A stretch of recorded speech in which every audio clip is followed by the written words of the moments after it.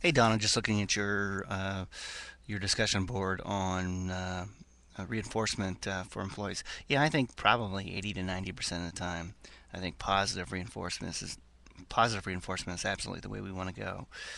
Certainly, we're all a lot more comfortable with that type of reinforcement with our staff, and I think we're all a lot more comfortable in receiving that type of reinforcement. And as you point out, occasionally you have to use negative reinforcement.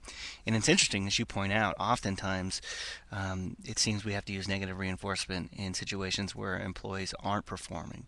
Um, and we can't figure out a way to get them to perform because they've fallen short of expectations. They're not doing the job. They're not showing up.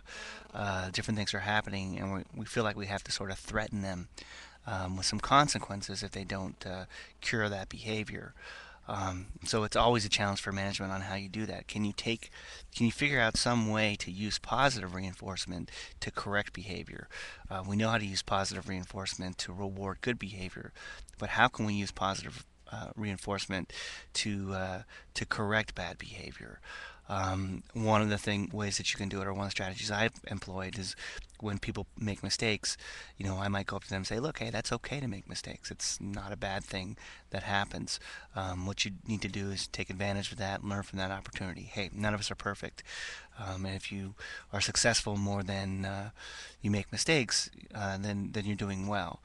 So that's one of the strategies.